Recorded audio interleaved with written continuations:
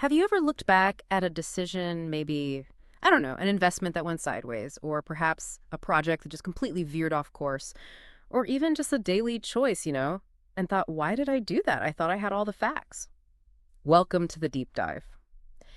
Today, we're really peeling back the layers on human decision making. We're going to explore these hidden psychological shortcuts our brains take, how they can sometimes lead us astray, and maybe more importantly, how we can navigate these influences, make sharper, more informed choices in pretty much every part of our lives. Absolutely. And this deep dive is built on a pretty robust stack of sources. We're pulling insights from pioneers like Daniel Kahneman and Amos Tversky, alongside findings from financial experts, medical researchers, legal scholars, business strategists, a real mix. We've tried to extract the most crucial insights to help you understand these sort of unseen forces shaping your everyday decisions. Right.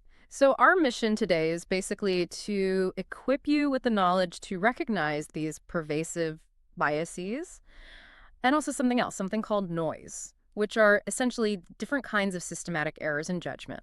The idea is you'll walk away with practical strategies to improve how you decide, whether that's managing personal finances, tackling professional challenges, or even just trying to make sense of complex global stuff. Exactly. So let's unpack this whole landscape of human judgment, starting with something many of us have probably heard about, cognitive biases. What exactly are they? Why are they so, influential? Well, at their core, cognitive biases are mental shortcuts. The technical term is heuristics. Our brains develop them to help us make decisions quickly, especially when things are uncertain or risky. Think of it as an evolutionary, advantage sometimes, allows for rapid responses. Okay, quick decisions. Yeah, but while these shortcuts are often incredibly efficient, like, quickly sizing up a potential threat, they can also lead to predictable errors, kind of distorted thinking. Yeah.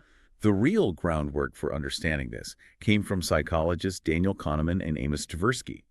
Their work really challenged that old assumption, from the early 1900s, that humans are purely rational. Right, the rational actor idea. Exactly. They built on earlier ideas, too, like Herbert Simon's bounded rationality concept from the 50s. So these biases are essentially baked into how we think. And Kahneman also talked about two different ways our brains process things, didn't he? System 1 and System 2. Precisely. System 1 is our fast, intuitive, automatic mode, often emotional.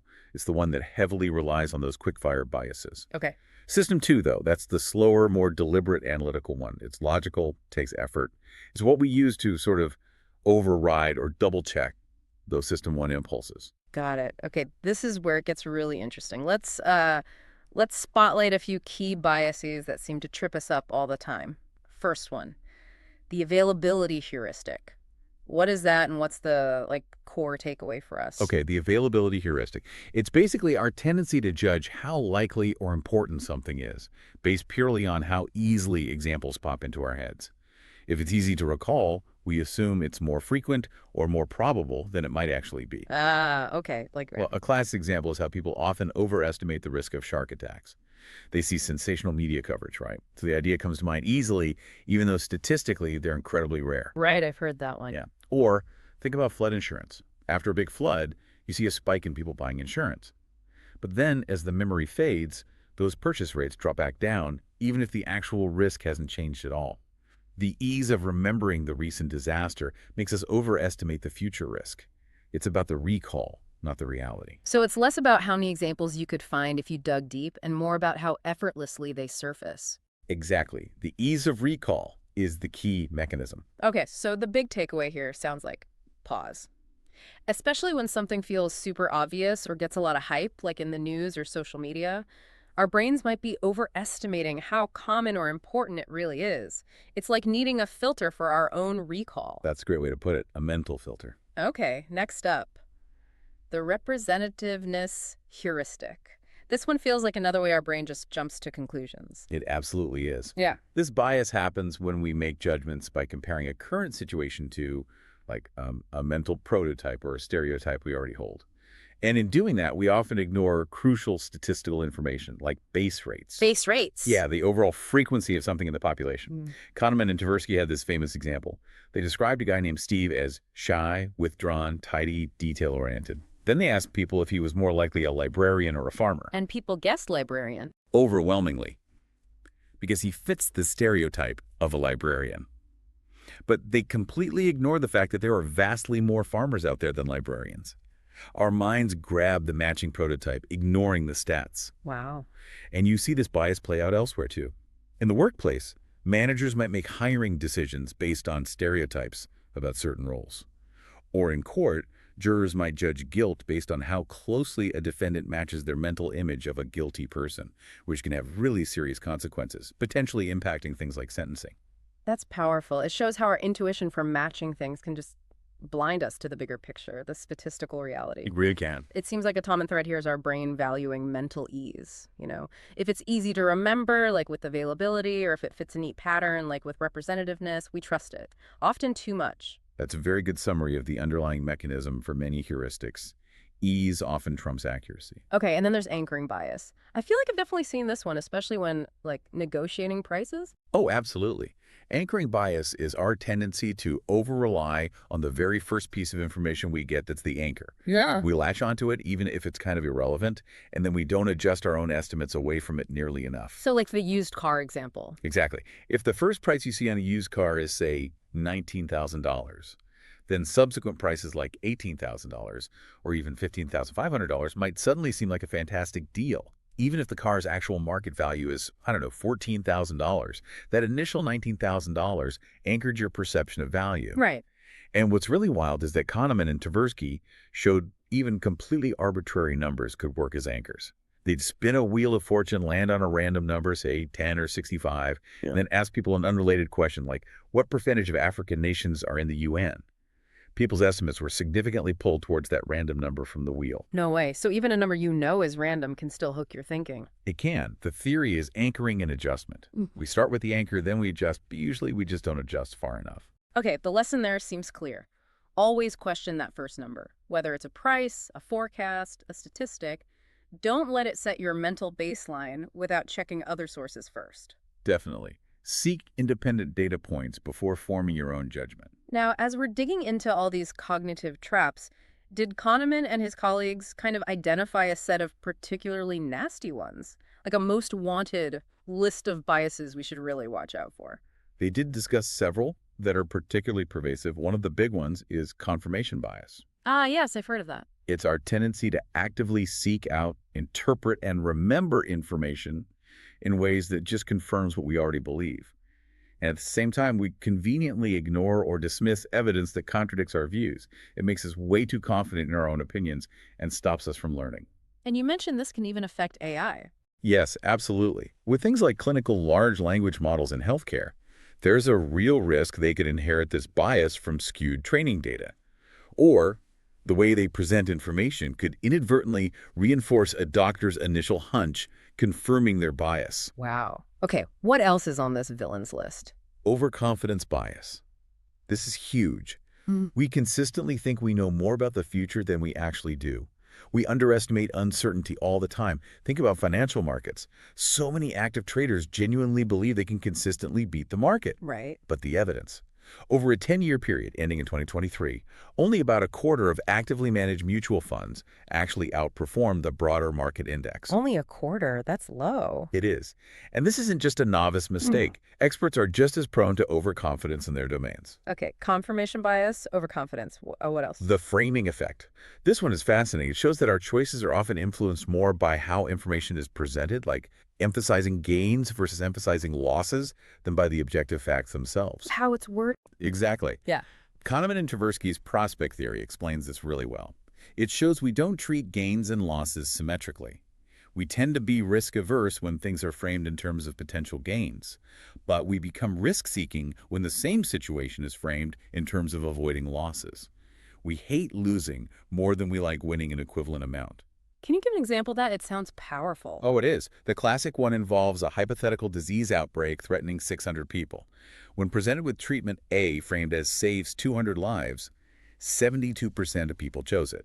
Makes sense, right? Saving lives. Yeah, sounds like the logical choice. But when the exact same treatment A was presented with the frame 400 people will die, only 22% chose it. Whoa. Same outcome, just described differently. Identical outcome. Just flipping the frame from lives saved to lives lost dramatically shifted people's preferences, making them less likely to choose it when framed negatively. That is astonishing. It really highlights how much we need to consciously reframe problems, look at them from both the gain and the loss perspective. Absolutely critical. And the list keeps going, you know. There's the sunk cost fallacy, clinging to bad decisions because we've already invested time or money. Oh, I know that one.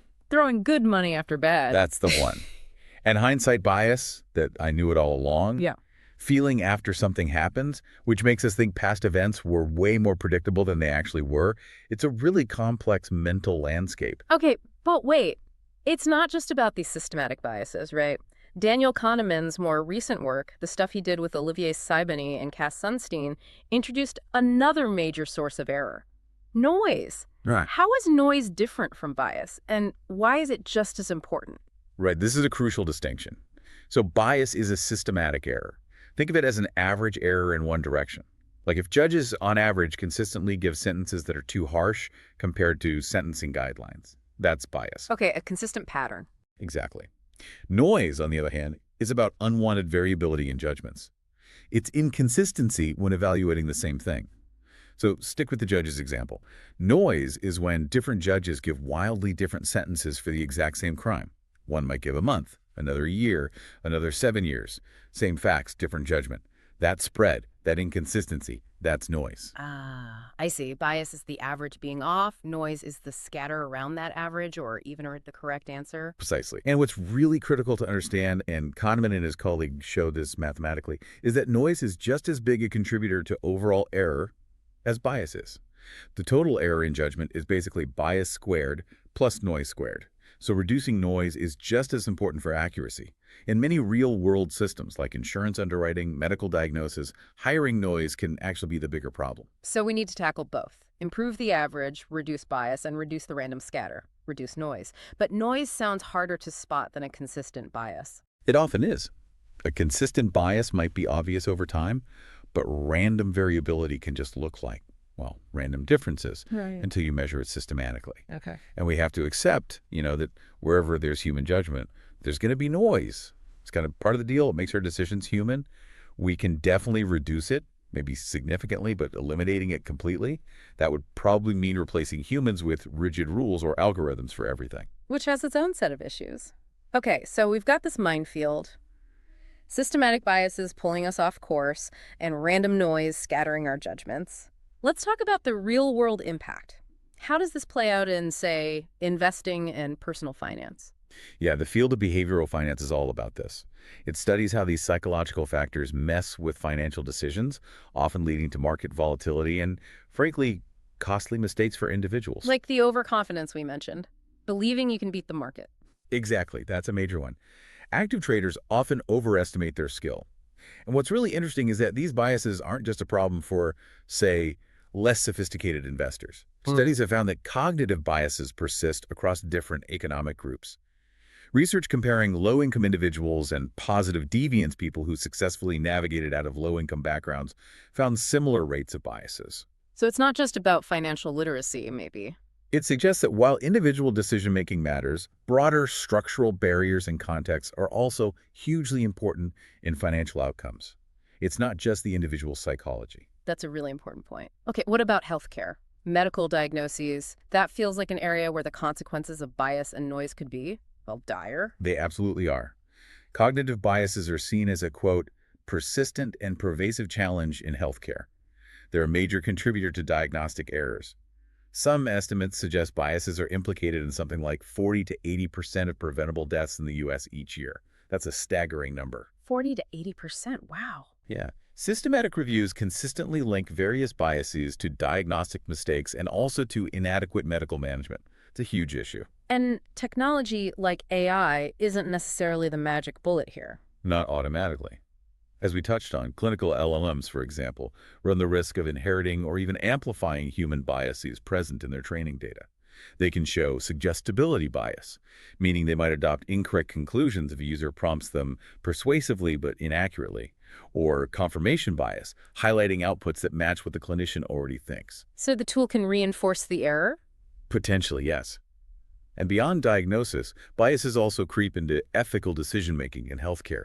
Things like end-of-life care discussions, assessing patient capacity, or allocating scarce resources. That's incredibly sobering. It's clear these aren't just minor mental quirks. What about big picture issues like sustainability and environmental policy? Cognitive biases definitely hinder sustainable choices and behaviors, especially for problems like climate change, which often have characteristics that play right into our biases. One is experiential vagueness. It's hard for us to really grasp problems that are distant, slow-moving, or abstract. Our direct experience doesn't scream crisis. Right. It doesn't feel immediate. Exactly. This makes us prone to things like the experience effect, over-relying on what we've personally seen, or story biases being swayed more by compelling narratives than by complex data about long-term trends. And the long-term nature itself is a problem. Yes, we tend to heavily discount the future. We prioritize immediate gratification or avoiding immediate costs over securing long-term environmental benefit. It's just how our brains are wired to a degree. The classic present bias. Right. And then there's the tension between personal and community interest, the tragedy of the comms idea, where pursuing individual self-interest can deplete shared resources. Plus, group pressure often influences our decisions on these things more than our own private views might. I can definitely see all of that playing out in public debates about environmental issues. It makes sense why progress is so hard. What about the legal system? Judges, juries? Oh, yes. Legal and judicial decisions are certainly not immune. Judges, prosecutors, lawyers, they're all human. They use heuristics. They have biases. You see confirmation bias in how investigations are sometimes conducted, hindsight bias when evaluating past decisions or accidents, anchoring effects influencing sentencing recommendations. So that initial sentencing request from a prosecutor can act as a powerful anchor for the judge. It can. Studies suggest that does. And there's evidence judges struggle to completely ignore inadmissible evidence, even when instructed to. Hindsight bias is also documented. Knowing the outcome of an appeal can unconsciously sway a judge's assessment of how likely that outcome seemed before it was known. It's everywhere. And in the business world, big strategic decisions. Absolutely critical there. Strategic decisions are often the messiest kind, unstructured, ambiguous, complex. Prime territory for biases. We talk about the framing effect that definitely impacts strategic choices, like whether to pursue a risky venture depending on whether it's framed as a potential gain or avoiding a loss. Fundamental attribution error is another big one in management. That's where we tend to attribute someone else's actions to their character while attributing our own actions to the situation. Right. I was late because of traffic, but they were late because they're lazy. Exactly. This can lead to unfair employee evaluations, bad hiring choices, major misunderstandings in teamwork, and then there's groupthink, the pressure to conform within a team, which can stifle dissent and lead to really poor, even irrational collective decisions. Okay. So we've painted a pretty detailed picture of this landscape, this minefield of biases and noise. The huge question then is, what can we actually do about it? How do we defend ourselves? How do we make sharper decisions? Right, the practical strategies. Well, the absolute first step is just awareness. Simply recognizing that these biases exist, understanding how they work, and knowing the kinds of situations where they're likely to pop up is hugely important. Just knowing is half the battle. It's a crucial starting point. Beyond that, a key general strategy is to consciously slow down. Remember System 1 and System 2. Fast versus slow thinking. Exactly. Since so many biases come from that fast, intuitive System 1, deliberately slowing down the decision-making process gives your more analytical System 2 a chance to engage. Research shows quicker decisions are much more likely to be swayed by initial biases. So resist the urge to jump to an immediate conclusion. Give it some thought. Precisely. And Daniel Kahneman also advocates for something he calls decision hygiene. Hygiene, like cleaning up the process. Kind of, yeah. It refers to steps an organization, or even an individual, can take to improve the quality of judgment without necessarily diagnosing specific biases in individuals. A key technique is to treat options like candidates. Break a complex decision down into several independent parts or criteria. Evaluate each part based on facts as objectively as possible. The crucial idea is to delay your overall intuition. Don't eliminate it, intuition is valuable, but gather and assess the facts first. Then let your intuition play a role in the final synthesis. I like that. Structure the analysis first, then bring in the gut feeling. Makes sense. And about other structured approaches, checklists, things like that. Yes, structured approaches are key to reducing both bias and noise. The pre-mortem exercise you mentioned earlier is fantastic for strategy or project planning. Right, imagining it failed and working backward. Exactly. It forces you to surface potential risks and assumptions you might otherwise overlook due to optimism bias or disaster neglect. You can use checklists for specific risks, like asking, is our worst case scenario really bad enough? Good point. What else? Seeking diverse perspectives is vital. Don't just listen to people who agree with you. Actively solicit dissenting opinions. Ask for additional credible options beyond the first one presented that directly tackles confirmation bias. Push for alternatives. Yes, and try mental shifts, like asking, how would I look at this if I were a brand new CEO? That can help overcome attachment to past decisions, the sunk cost fallacy. For group decisions, structured techniques like the nominal group method or Delphi method can ensure all voices are heard, mitigating the influence of dominant personalities. So tools for better group work. Definitely. Decision trees can also be useful visually mapping out choices and potential outcomes, maybe even assigning probabilities. It stops you oversimplifying things into just yes, no. And a thorough cost-benefit analysis, really digging into all costs and benefits, even intangible ones, is always a good discipline. Okay, those are great general hygiene and structural methods. Are there ways to target specific biases more directly? There are. Targeted debiasing techniques can work. One of the most effective is regular, clear feedback on your judgments. Think about weather forecasters. They make predictions, get rapid feedback on whether they were right, and over time, they become incredibly well calibrated in their probability assessments. Feedback reduces overconfidence. So finding ways to get feedback on our own decisions is key. Crucial. Bias training can also help, but it needs to be more than just a warning. Good training explains the causes and consequences of specific biases and gives concrete avoidance strategies, like actively force yourself to consider reasons why your initial judgment might be wrong. Studies show this works best when people already have expertise in the area they're making judgments about. Okay, so training needs to be practical. Yes, and another powerful approach is redesigning how information is presented. We talked about framing effects. Yeah, the gain versus loss framing. So to counter that, you should always try to present information neutrally or deliberately consider options framed both ways. What are the gains and what are the potential losses? Makes sense. What about for something like sustainability? There, you need to make the pro-environmental information really salient and conspicuous. Focus on concrete, severe consequences rather than just abstract mechanisms.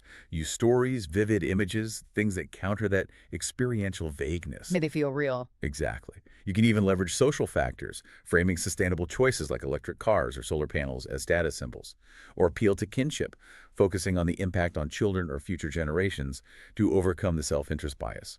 And in algorithms, you can sometimes use techniques like boxing to explicitly remove variables known to cause bias, like race, from the decision process. Interesting. And you mentioned mindfulness earlier. Yes, there's emerging evidence that mindfulness practices might help. By improving self-regulation, things like attention control, emotional regulation, self-awareness, mindfulness could potentially help us shift more effectively between that fast, intuitive system 1 and the slower, deliberate system 2, especially when facing complex or ethically charged decisions. That's a fascinating angle. So we've really covered a lot of ground here. We've journeyed through these subtle but really powerful ways our own minds can mislead us. From those immediate gut reactions driven by availability or representativeness, to the deeper currents of framing, overconfidence, and that often invisible problem of noise scattering our judgments. We've seen how these hidden forces shape everything from our bank accounts to medical diagnoses, even huge global policies. Absolutely. And it's crucial to remember, these cognitive biases and even noise aren't always bad in some moral sense. They often evolved as adaptive shortcuts that help us navigate a complex world really quickly. Most of the time, they serve us well. But understanding when and how they might lead us astray, that's the key. By consciously practicing some of these strategies, slowing down, using decision hygiene, seeking diverse views, maybe specific debiasing techniques, you really can significantly sharpen your decision-making abilities. It feels like taking back a degree of control. Now, you mentioned earlier that the most effective changes often combine these behavioral nudges with actual structural changes, especially for big problems like inequality or climate change. And that raises, I think, a really interesting final thought for everyone listening. It's not just about fixing your own decisions, is it? How can we also advocate for systems and environments in our workplaces, in our communities that actually reduce bias and noise for everyone?